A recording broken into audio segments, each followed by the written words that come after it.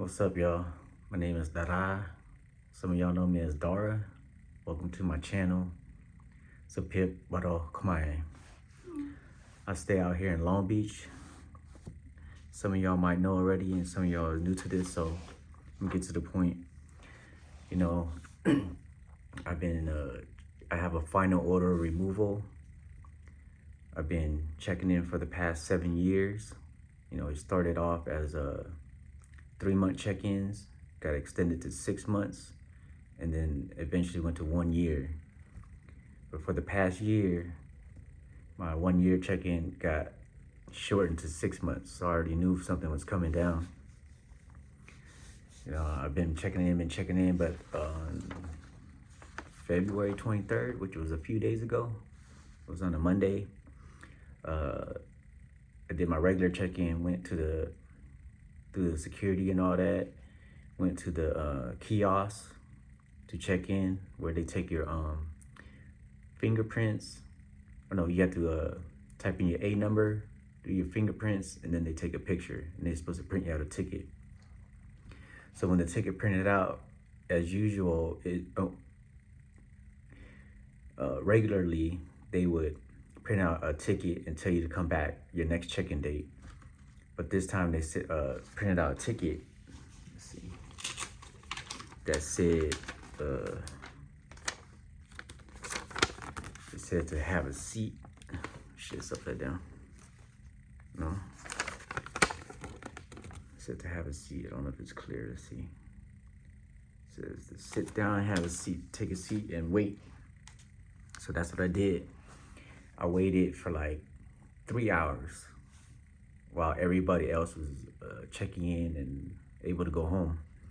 Some people was there for regular check-in, some people was there for their bond, whatever it may be. So when 3 hours passed, I was like, hey, what's up? You know, is my DO even gonna see me, or what's gonna happen?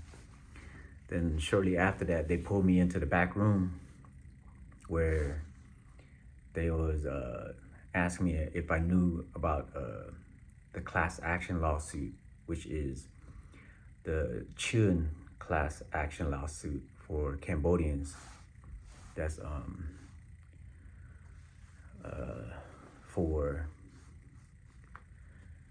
well, let me explain what the Chhoeun class action lawsuit is. So years ago, when you know, us Khmer people were being detained from either prison or at the check-in, they would detain you then and there, and it would not allow you to go back to the streets to handle your affairs. So what that lawsuit did is allow for a 14-day notice and a little bit of grace period, so you can you know, get your affairs in line. So excuse me. So I'm a member of that. So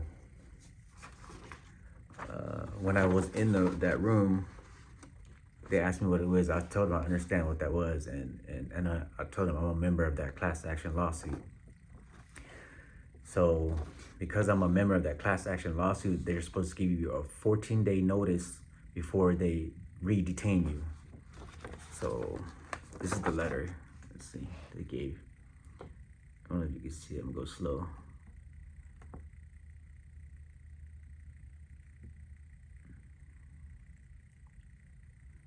Yeah, so you can either pause the video and zoom in on it, or I'll just read it to you. So basically, this is a letter from the Department of Homeland Security. It's a notice to removable alien. That's what they call us, aliens. So it says, during a removal hearing in your case, an immigration judge found you deportable and issued an order of removal directing your removal from the United States. A review of the immigration file in your case indicates there is no available administrative relief which may be extended to you at this time. It is incumbent upon this agency to enforce your departure from the United States. You are a national and citizen of Cambodia.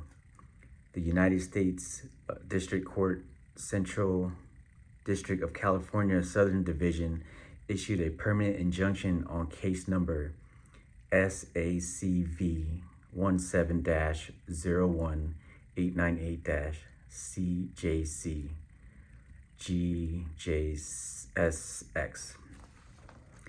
The class action settlement requires that ICE provide Cambodian citizens a 14 days notice before it re-detains them for purpose of removal to Cambodia.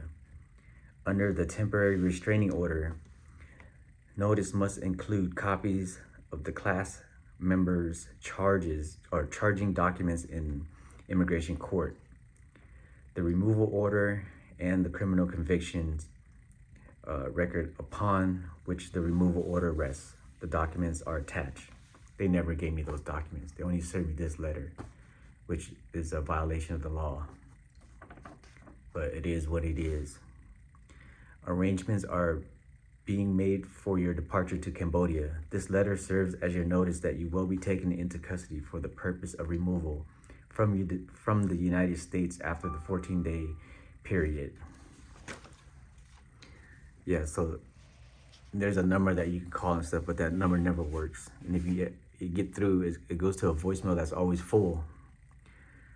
So yeah, that's basically what it is. So they gave me they told me that they're not able to apprehend me at that time. So they gave me another date to turn myself in. So they told me to come back 3 Mondays from that date on the 23rd, which was February 23rd when I went to check in. And yeah, so after that, I left the check-in, and then I called my attorney. Shout out to Asian Law Caucus. You know, they have great attorneys there. They're very smart. They have high intellect and very, very kind people. Yeah, so she was trying to call me while I was in the check-in, but I couldn't pick up because I was there for so long. She was concerned, so she kept, she called me and I didn't pick up, but I had to text her back. So when I had got out, I told her what happened and that I was served a letter, and we had a little heart-to-heart, but from that moment I already knew it's time to go. So I caught the Uber. Well, I took an Uber there and I took an Uber back home. I stay out here in Long Beach, California. So yeah, so when I got back, I had to let all my people know, my immediate people, my family, people that's been supporting me. I let them know what happened. Me personally, I'm cool. Like I know how to maintain. I've been through a lot of shit, so I know how to keep my composure. But as far as immediate family, they were devastated. Close friends, they were saddened by it. People that know me that I haven't seen in a long time were shocked. But I already knew something was in the air, it was in the water, something's in there. That's that saying, something's in the water, something's in the air, because all that crazy stuff that's been happening in the streets. So yeah, so I got about let me see, my phone keep going off. I get phone calls and texts and emails all day. So let me see, I have 18 days left before I have to turn myself in. So within that time, I'm using it to stack up as much cash as I can. I gotta sell my car. I gotta everything in my apartment, either get rid of it, sell it, or give it away, something like that. Beds, TVs, all that stuff, and then got a bunch of like documents and all that stuff that need to be shredded so it won't be left behind. Yeah, so there's like the things that you have to think of and you have to plan for.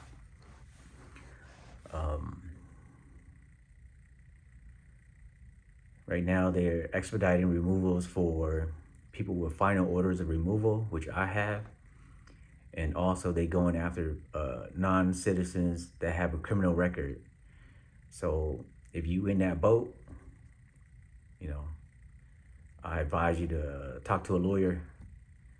If you ain't got no money, you know, there's organizations out there that will help you. Just message me, email me. I will help you with that.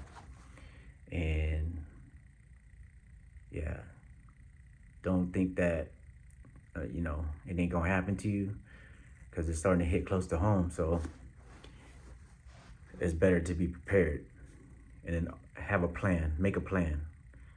You know, I have a plan. So I've been fighting this case for the past 7 years, and you know, time has run out. You know, time has run out. So it's time to go now. I know a lot of y'all got questions. I can't think of everything right now, but if you have questions, hit the comment or just email me. All the links are in the description of my bio. You know, and you know, if you haven't already, to help me out, it's free. Just hit the subscribe button.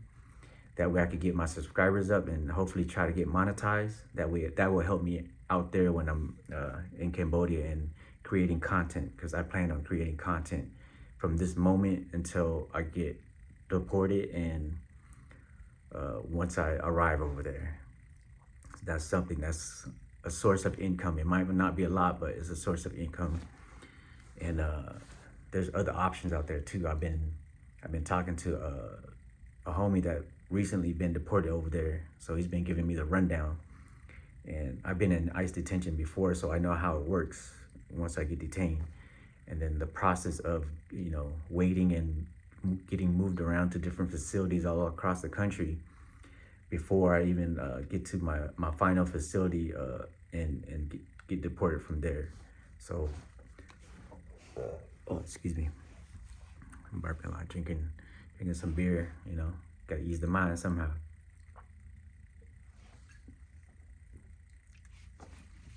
Yeah, so and then I do have an understanding of that process and an understanding of when I do arrive over there. Because when I do arrive over there, there's gonna be an organization called Chhoeun, I believe Chhoeun. Yeah, so New Light is gonna help me expedite certain things and guide me. See, my phone keep going off.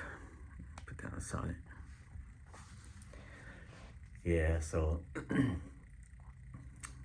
from what I understand, once you get over there, the Cambodian government is welcoming, especially Chhoeun. They will help you. It's run by former deportees, now repatriated into Cambodian society, and some of them decided to stay to help new arrivals. And yeah, and they get a list of people that's coming before we even go, so they already know. So you don't not like before where they take you to the jail and stuff and all that. Not like that anymore. Now you go straight to it's like a halfway house run by, it's called Chhoeun. You know, they help you with getting your ID, your birth certificate, and your Cambodian citizenship, which the process, I believe, is like, it's about 2 months.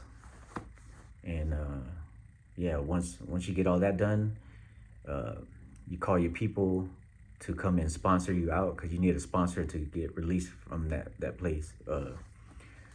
And yeah, because they want to make sure you're able to sustain your life there in Cambodia with support from either family members or friends or whoever's going to come and get you. That's what I understand from what the homie told me. So there's a lot of us out there, you know, and you know, unfortunately, after me, it's going to be even more people, more Khmer peoples in our community that's going to be headed over there. because of things that happened in the past or some administrative error uh, that happened, you know, before they were able to become a citizen of the United States. You know, over here, life moves so fast, you know, and sometimes you don't think about stuff like that until you get into trouble. So, yeah, but, you know, on a lighter side, you gotta stay positive, have a plan, and a way to execute it, and have a strong support system.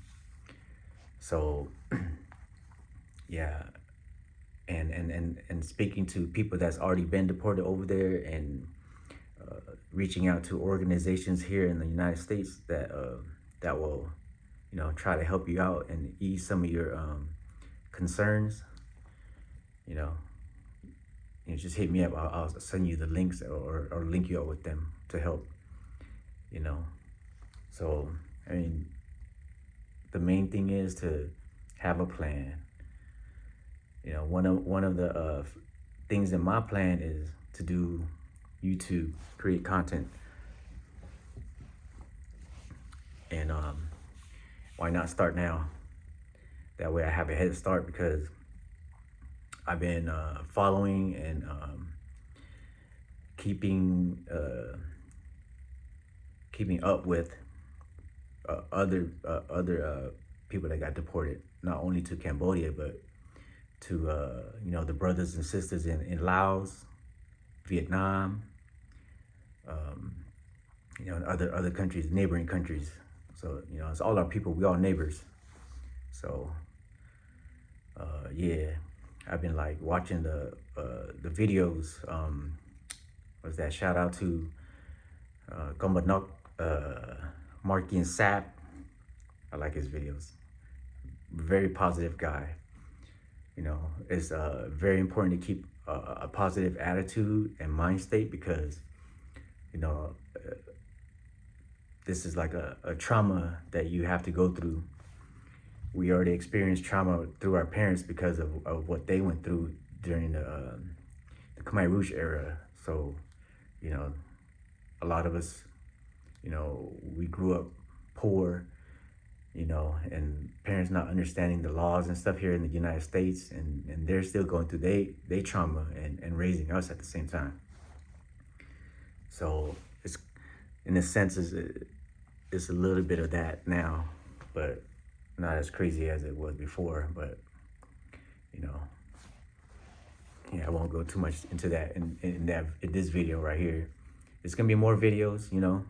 I'm gonna try and document everything from this moment on up until I go turn myself into the federal building downtown LA on March 16th. So from here until then, so I'm gonna show you guys, you know, what I have to go through. So it's basically I'm gonna show you videos of preparing stuff for you know, paperwork, belongings, your financial things, banks and all that. I'm gonna try and document as much as I can about that. And also friends, family been hitting me up, wanting to hang out, wanting to send money to me, you know, this and that. You know, I appreciate it, you know, with all my heart. But, you know, the one thing that you can do that's free, that doesn't cost you any money, and you will support me a lot, is to subscribe to this channel. If you found this video informative and you liked it, just hit the like button. And if you got something to say or questions, whatever, just in the comment. But if you don't want it to be public, just email me. It's all in the description. And also my friend Taylor, you know, he found, when I told him, he found out, and he was, you know, saddened, just like, you know, all my other friends and family members and stuff. So he started a GoFundMe for me. You know, that link is in the video description. So, you know, if you're able to, you know, just, you know, click on that, read what he had to say, and, you know, if you got it, you know, thank you. Help support. If you don't got it, the other way, just subscribe, like the video, comment. You know what I mean? This is not the last video. This is only the first one, and I'm gonna keep posting. because I got plans. You know what I mean? There's a lot of opportunity in Cambodia. A lot of people think that, from, prior videos in our past about wars and all that, even though there's a war going on right now at the border with Thailand, our country is resilient and it's becoming more and more developed. So yeah, outsiders that, Cambodia is the kingdom of wonder, Cambodia, Chhoeun, and a lot of people want that, but they ain't gonna take it. So yeah, so I can't really, I was gonna make a longer video, but I can't really think about too much right now, but I'm probably just gonna leave it at that. Check out my, the description in the video. If you could support and you want to follow me, I appreciate it. If not, it's all good. You know what I mean? Yeah, there's more to come. I'm gonna stay positive, and I'm gonna keep doing what I do. I survived through a lot, so we gonna get it. And yeah, shout out to all the content creators in Cambodia. I've been watching. There's more and more of that, and it's good to see that, because a lot of people need to know. Been watching a lot of videos from Cambo Vlogs. Shout out to Cambo Vlogs. Savi, he's growing on me. Savi, yeah, he's doing his thing. So, and then there's another one named Mao. Yeah, Mao is more of like just recording stuff and not really showing his face, but sometimes you'll see his face. And then shout out to the brothers in Laos, the ones that was recently repatriated. You know what I mean? Commandant is not, he's visiting. He's basically out there documenting. Then there's Markin Sap, there's Cam Back, Laos, Ayati.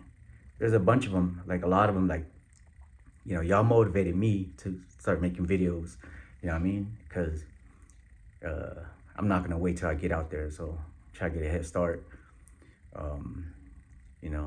It's good to see brothers and sisters from out here getting, repatriated over there, and seeing that they starting to do something and not just sitting around, waiting for stuff. They out there getting it, and they out there building. They may try to break us down, but we gonna build it back brick by brick. Yup. So I'm gonna leave it at that. Y'all be good, and I'm gonna see you later.